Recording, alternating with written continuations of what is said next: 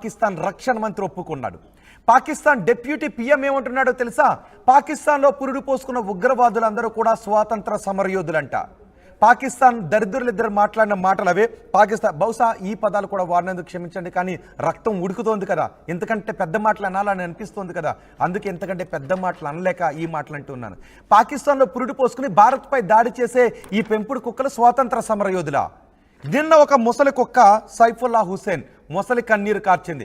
ఈ దాడికి మాకు ఏ సంబంధం లేదు, భారత్ మాపై ఈ దాడిని రుద్దే ప్రయత్నం చేస్తోందని సైఫుల్లా హుసేన్, అతను డిప్యూటీ చీఫ్, ఈ లష్కర్-ఏ-తోయిబా డిప్యూటీ చీఫ్ ముసలి కన్నీరు కారుస్తూ ఈ వ్యాఖ్యలు చేశాడు. ఈ రక్షణ మంత్రి అంటాడు అసలు లష్కర్-ఏ-తోయిబా మా దేశంలోనే లేదు, అది ఎప్పుడో పాత సంస్థ అని అంటుంటాడు. మరి వీడెక్కడి నుంచి వచ్చింది? ఈ పెంపుడు కుక్క ఎక్కడి నుంచి వచ్చింది? ఈ పెంపుడు కుక్క మీ భూభాగం పై నుంచి కాదా మాట్లాడుతున్నది? ఒక్కసారి దీనికి పాకిస్తాన్ ఏం సమాధానం చెప్తుంది? కొన్ని గంటల్లో కొన్ని రోజుల్లో పాకిస్తాన్ ఇంతకింత మూల్యాన్ని చెల్లించుకోకపోతోంది. మరో అస్సాం ఎమ్మెల్యే దరిద్రుడు అంటాడు పాకిస్తాన్కి దాడులకు సంబంధం లేదు అని అంటాడు. వాడిని అరెస్ట్ కూడా చేశారు.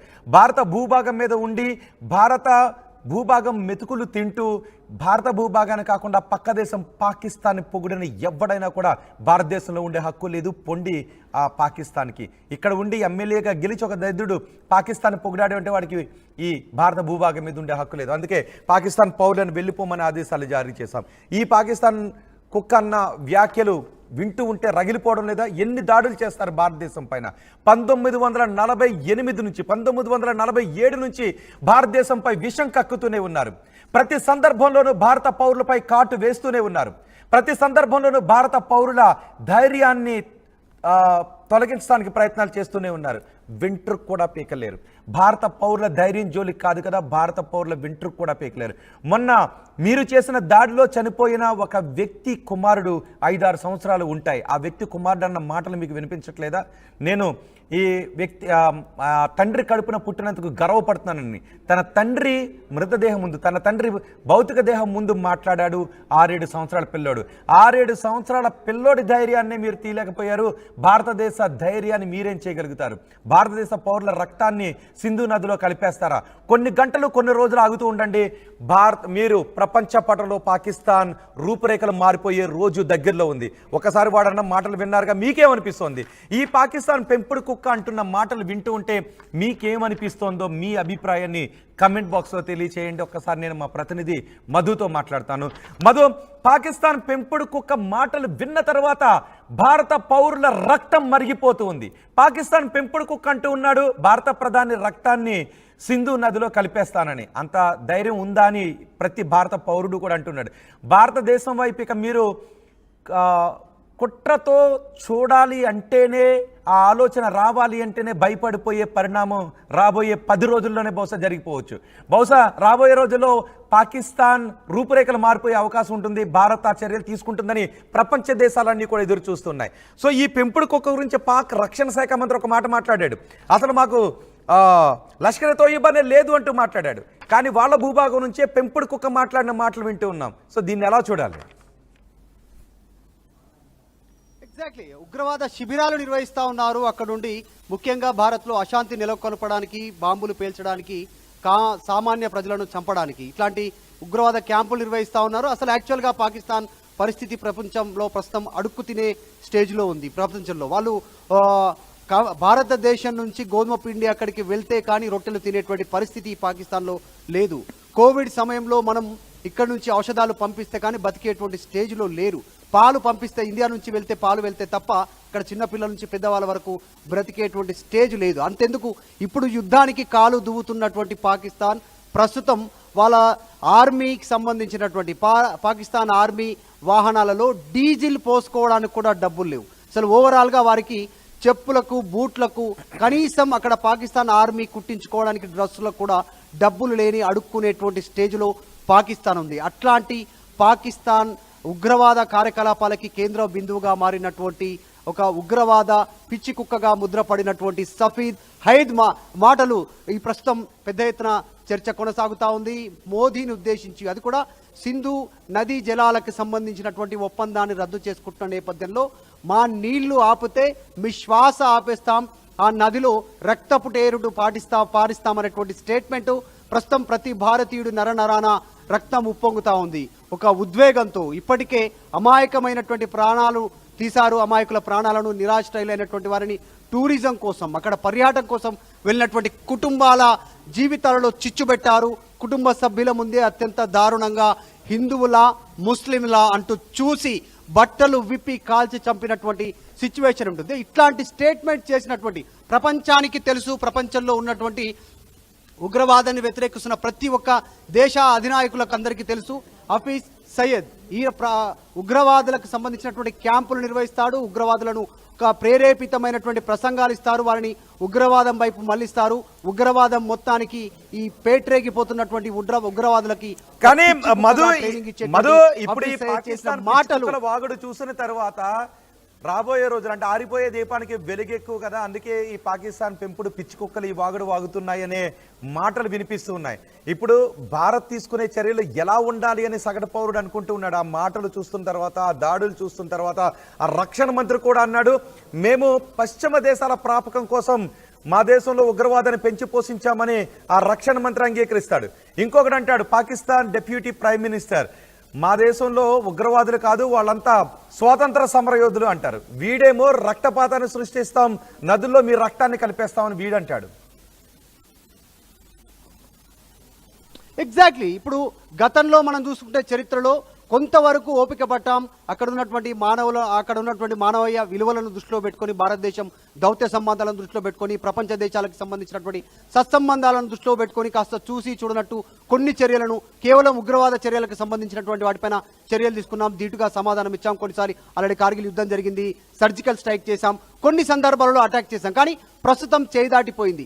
గతంలో చరిత్రలో చెప్పుకుంటున్నట్టుగా శిశుపాలుడికి 100 తప్పులైన తర్వాత క్షమించలేనట్టుగా శిరచ్ఛేదనం ఎలా జరిగిందో చరిత్రలో, అలాంటి పరిస్థితి పునరావృతం కావాల్సినటువంటి అవసరం ఉంది. మళ్ళీ దేశంలో కానీ ప్రపంచంలో కానీ ఉగ్ర మూలాలు ఉండొద్దు అంటే, లష్కరే తోయిబా, ఈ ఎల్టీటీకి సంబంధించినటువంటి ఈ ఉగ్రవాద సంస్థలు ఉండొద్దు అంటే పాకిస్తాన్ని నామరూపాలు లేకుండా చేయాల్సినటువంటి సిచ్యువేషన్ ఏర్పడింది అనేటువంటిది అభిప్రాయం వ్యక్తమవుతోంది. సో నరేంద్ర మోదీ కూడా అదే విధంగా అడుగులు వేస్తూ ఉన్నారు. చాలా అగ్రెషన్తో, చాలా ఆవేదనతో, చాలా సీరియస్గా ఉన్నారు. భారత్ ఆత్మ పైన జరిగినటువంటి దాడిగా నిర్ధారిస్తూ ఉన్నారు. ఇప్పటికే ప్రపంచ దేశాలు వన్ సైడెడ్ మద్దతు తెలుపుతా ఉన్నాయి. భారత్ ఏ నిర్ణయం తీసుకున్నా మీ వెంట నడవడానికి సిద్ధంగా ఉన్నామంటూ అగ్ర దేశాలకు సంబంధించినటువంటి, ఇతర దేశాలకు సంబంధించిన అగ్ర నాయకులంతా కూడా మద్దతు తెలుపుతా ఉన్నారు. సో ఈ రోజు హఫీజ్ సయ్యద్ చేసిన మాటల నేపథ్యంలో అలాంటి ఉగ్రవాద పిచ్చి మతోన్మాదకు సంబంధించినటువంటి పిచ్చి కుక్కల మాటల విషయంలో మరింతగా ప్రజలు మరింత ప్రేరేపితం అవుతా ఉన్నారు. సో ఈ ఉగ్రవాదం అంతమొందాలంటే పాకిస్తాన్ నామరూపాలు లేకుండా పోవాల్సినటువంటి పరిస్థితి ఉంది. ఎందుకంటే ప్రతి సందర్భంలో చూసి చూడనట్టు వదిలేసిన సందర్భంలో కొంతమేర సీరియస్గా ప్రయత్నించిన నేపథ్యంలో పదే అటాకులు చేయడము, సామాన్య ప్రజల ప్రాణాలు తీసుకోవడం ఉగ్రవాద పేరిట, అది కూడా ఒక మతానికి సంబంధించినటువంటి హిందువులను మాత్రమే టార్గెట్ చేస్తూ పోతున్నటువంటి ఇలాంటి ఉగ్ర మూకలని నిర్మూలించాల్సినటువంటి అవసరం ఉంది. సో హఫీజ్ సయ్యద్ లాంటి పిచ్చి కుక్క ఉగ్రవాద ముఠాలను అంతమొందించాలి, ఉగ్రవాద శిబిరాలను అంతమొందించాలని చెప్తున్నారు. మోదీ కూడా ఇప్పటికే స్టేట్మెంట్ ఇచ్చారు, మీరు ఊహించని స్టేజ్లో అటాక్ ఉంటుంది ఈసారి ఇండియా నుంచి, మీరు కలలో కూడా ఊహించలేరు, అలాంటి శిక్ష విధించబోతా ఉన్నాం, అలాంటి స్టెప్ ఉండబోతుందంటూ మోదీ స్టేట్మెంట్ చేశారు. ఈ 10 సంవత్సరాల తన పాలనలో 3వసారి అధికారంలోకి వచ్చిన తర్వాత మోదీ చేసినటువంటి ద బిగ్గెస్ట్ స్టేట్మెంట్, బీహార్ వేదికగా ఆయన ప్రజలను ఉద్దేశించి స్టేట్మెంట్ చేశారు. ప్రపంచ దేశాలు కూడా నిశితంగా పరిశీలిస్తున్నాయి నరేంద్ర మోడీ ఏ స్టెప్ తీసుకోపోతున్నారు. అఫ్ కోర్స్ ఏ స్టెప్ తీసుకున్నా మద్దతు చెప్తామంటున్నారు. కాబట్టి నిజంగా పాకిస్తాన్ కి నామరూపాలు లేకుండా చేయాలని ఒక అభిప్రాయం ప్రజల నుంచి ఉంది. రైట్ మధు, పాకిస్తాన్ పెంచి పోషిస్తున్న పిచ్చి కుక్కల్లారా వినబడుతున్నాయా? మీరు సృష్టించిన మారణ హోమంలో తండ్రిని కోల్పోయిన మధుసూదన్ కుమారుడికి 6-7 సంవత్సరాలు ఉంటాయి. ఆ చిన్న పిల్లాడి ధైర్యాన్నే మీరు తీయలేకపోయారు. మధుసూదన్ కడుపున పుట్టినందుకు గర్వపడుతున్నాను అని తండ్రిని కోల్పోయిన బిడ్డ ఆ తండ్రి భౌతిక దేహం ముందు మాట్లాడుతున్న మాటలు మీకు వినబడుతున్నాయా? భారతదేశ ధైర్యాన్ని కాదు కదా, వెంట్రుకను కూడా పీకలేమని ఇంకా అర్థం కావడం లేదా మీకు? ఇప్పటికే మీరు సృష్టించిన మారణ హోమంలో కాళ్ళ పారాని ఆరకముందే భర్తను కోల్పోయిన ఆ భార్య కన్నీళ్ళు ఇంకా మాకు కనబడుతూనే ఉన్నాయి.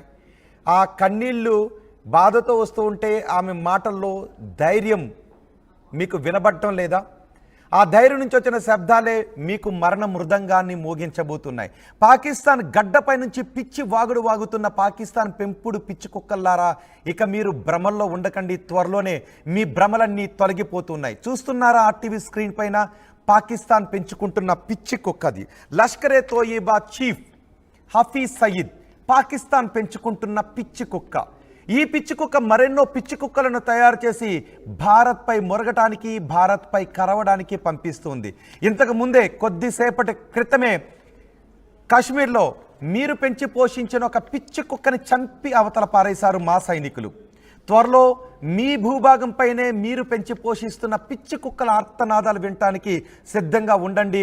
బహుశా మీ దేశ రూపురేఖలు, మీ దేశ భౌగోళిక స్వరూపం మారిపోయే అవకాశం కూడా ఉంది. ఈ పిచ్చి కుక్క అంటున్నాడు భారత ప్రధానిని చంపేస్తామని అంటున్నాడు. భారత ప్రధాని ఊపిరి తీసేస్తామని ఆ మొదటి బాక్స్లో కనిపిస్తున్న హఫీజ్ సయీద్ పిచ్చి కుక్క మోగుతుంది. బహుశా వాళ్ళకి మతి భ్రమించినట్టుగా ఉంది. ఇప్పటికే మనం నదీ జలాలను ఆపేశాం. సింధు నదీ జలాలను ఆపేస్తే వాళ్ళ దేశ అవసరాలు 80% ఆ నీటి అవసరాలు ఆ సింధు నదీ జలాలతోనే గడుపుకుంటూ ఉన్నారు. ఇప్పుడు ఆ ఒప్పందాన్ని మనం ఆపేస్తే 80% నీటి అవసరాలు ఆగిపోతాయి. మీరు కనీసం అడుక్కోవటానికి కూడా ఇప్పటికే అడుక్కుంటోంది పాకిస్తాన్. కేవలం పాకిస్తాన్ చేసినటువంటి పనులు ఇంతకుముందు విన్నాగా. రక్షణ శాఖ మంత్రి ఏమన్నాడు అంటే, పశ్చిమ దేశాల ప్రాపకం కోసం మేము మా దేశంలో ఉగ్రవాదాన్ని పెంచి పోషించామని అంటున్నాడు. ఇప్పుడు ఆ పశ్చిమ దేశాలు మీ వైపు పైసా కూడా విదల్చవు. మీరు పశ్చిమ దేశాలు గతంలో ఇచ్చినటువంటి డబ్బులకో దేనికో ఆశపడి మీరు పెంచిన ఆ పిచ్చి కుక్కలు ఇప్పుడు మీపైనే కాటు వేసే రోజు దగ్గరకు రాబోతూ ఉంది. ఈ పాకిస్తాన్ పిచ్చి కుక్క మాటలు వింటే మీకేమనిపిస్తుందో ఒకసారి కమెంట్ బాక్స్లో చేయండి. ఒళ్ళు ఉడికిపోవడం లేదా? మన కాశ్మీర్పై దాడి జరిగిన రోజు కాళ్ల పారాని ఆరకముందే భర్తను కోల్పోయి ఆ భర్త రక్తపు మడుగులో చివరి శ్వాసను వదిలేస్తూ ఉంటే ఆ పక్కనే ఉండి ఆమె కన్నీరు కారుస్తూ ఉంటే భారతదేశం తల్లడిల్లిపోలేదా? ఆ పిచ్చి కుక్కకు ఆ కన్నీటి వెచ్చతనం ఏ విధంగా ఉంటుందో, ఆ కన్నీటి కసి ఏ విధంగా ఉంటుందో త్వరలోనే చూపించబోతున్నాం. నువ్వు భారత ప్రధానిని చంపేయడమో, భారత ప్రజల రక్తాన్ని సింధు నదిలో కలిపేయడమో కాదు. మీ దేశ భూభాగం రూపురేఖలు మారిపోతున్నాయి. మీ దేశ ప్రజలే మిమ్మల్ని పీక్కు తినే రోజులు వస్తున్నాయి. మీ దేశ ప్రజలే ఆకలితో అలమటిస్తూ మిమ్మల్ని పీక్కు తినే రోజులు రాబోతూ ఉన్నాయి అనేదే ప్రపంచం ఇప్పుడు అభిప్రాయపడుతున్నటువంటి విషయం. ఈ పిచ్చుకోక ఏమంటుంది అంటే భారత ప్రధానిని, భారత పౌరులను రక్తాన్ని సింధు నదిలో కలిపేస్తుందండి. ఇప్పుడు భారతదేశం తీసుకున్న నిర్ణయంతో సింధు నదీ జలాల ఒప్పందం ఆగిపోయింది. వాళ్ళకు తాగటానికి నీళ్లుండవు. కనీసం అడుక్కుంటే పైసా వేయటానికి కూడా బహుశా అవకాశం ఉండదు. ప్రపంచ దేశాలు ఇప్పుడు పాకిస్తాన్ వైపు నిలబడే సాహసం చేస్తాయని మీరు అనుకుంటున్నారా? ఏదైనా దేశం ఇప్పుడు పాకిస్తాన్ వెనుక నిలబడుతుందని మీరు అనుకుంటూ ఉన్నారా? మీ అభిప్రాయం కమెంట్ బాక్స్లో తెలియచేయండి.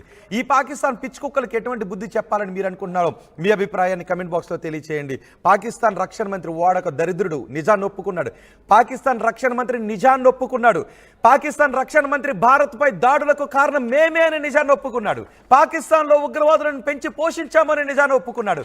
పాకిస్తాన్లో ఉగ్రవాదులను తయారు చేయడానికి కారణం పశ్చిమ దేశాల ప్రాపకం కోసమని ఈ పాకిస్తాన్ దరిద్రుడు ఒప్పుకున్నాడు. ఇంకొక దరిద్రుడు వాళ్ళందరినీ కూడా స్వతంత్ర సమర యోధులతో పోల్చాడు. మన దేశంలో పుట్టి, మన దేశంలో పెరిగి, మన దేశ ప్రజలు ఓట్లు వేసి గెలిచి అసెంబ్లీకి వెళ్ళిన ఒక అస్సాంలో ఉన్న ఒక ఎమ్మెల్యే దరిద్రుడు అంటాడు ఈ దాడులు పాకిస్తాన్ ప్రేరేపిత ఉగ్రవాదులు చేసిన దాడులు కాదు అని ఈ ఎమ్మెల్యే అంటాడు. మరి ఈ ఎమ్మెల్యేని ఎలా శిక్షించాలి? ఈ పాకిస్తాన్ పెంపుడు పిచ్చి కుక్కలకు ఎలాంటి బుద్ధి చెప్పాలని మీరు అనుకుంటున్నారో కమెంట్ బాక్స్లో తెలియచేయండి. చూడు, భారత పౌరుల ధైర్యాన్ని కాదు కదా, భారత పౌరుల వెంట్రుకను కూడా పీకలేదు. మరొకసారి చెప్తున్నాను, మీకు గుర్తుంది కదా, నిన్న మంగళవారం జరిగిన మారణ కాండలో అసువులు బాసిన ప్రాణాలు కోల్పోయిన మధుసూదన్ కుమారుడు తన తండ్రి భౌతిక దేహం ముందు నిలబడి ఏమన్నాడు గుర్తుంది కదా? మధుసూదన్ కడుపున పుట్టినందుకు గర్వపడుతున్నాను అని. ఆ మాటలు ఎందుకు అన్నాడంటే వాళ్ళ తండ్రి చనిపోయిన బాధ, భారం ఇవన్నీ ఆ చిన్నారి హృదయంలో కూడా ఉంటాయి కదా. అయినా కూడా భారతదేశం ధైర్యంగా ఉంది అని చెప్పడానికి ఆ చిన్నాడు మాట్లాడిన మాటలు చాలు. ఆర్మీ అధికారులు అతని తలను నిమిరారు. అంటే మీరు చిన్న పిల్లాడి ధైర్యాన్నే తీయలేదు, ఇక భారత పౌరుల రక్తాన్ని ఏం చేస్తారు? 1947 నుంచి చూస్తూనే ఉన్నాం. 1947 నుంచి ఓపిక పడుతూనే ఉన్నాం. ఎన్నో దాడులు చేశారు, ఎన్నో యుద్ధాలు చేశారు. అయినా కూడా భారతదేశం కరుణ కారణంగానే మీరు దాయాది దేశంగా బతకగలుగుతున్నారు, దాయాది దేశంగా నీళ్లు తాగగలుగుతున్నారు. ఒక్కసారి భారత పౌరులు కన్నెర్ర చేస్తే మీ దేశ రూపురేఖలు మారిపోయే అవకాశమే ఉంటుంది. ఇప్పుడు జరగబోతున్నది అదే. ఇప్పుడు చూడు మనం ఇప్పటికే కొన్ని కమెంట్లో పాకిస్తాన్ జిందాబాద్ అనే దరిద్రులు కూడా కనబడుతుంటుంటారు. మరి వీళ్ళకి మనం ఎలాంటి శిక్షలు వేయాలని మీరు అనుకుంటున్నారో మీరు తెలియచేయండి. ఒకసారి ఈ పాకిస్తాన్ పెంపుడు పిచ్చి కుక్క మాట్లాడిన మాటలేంటో మరొకసారి విందాం. मोदी तू चाहता है कि तू ढाका में खड़ा होकर ढाका यूनिवर्सिटी में यह कहे कि मशरकी पाकिस्तान को हमने तोड़ा, बांग्लादेश हमने बनाया, रक्त हमने बहाई, खून खून कहता मोदी कहता खून मैंने दिया, और तू वहां ये बकवास करे और कहे कि आफत सईद चुप रहे और मैं चुप नहीं रहूंगा। तेरी जुबान इंशाअल्लाह हम खींच के रहेंगे।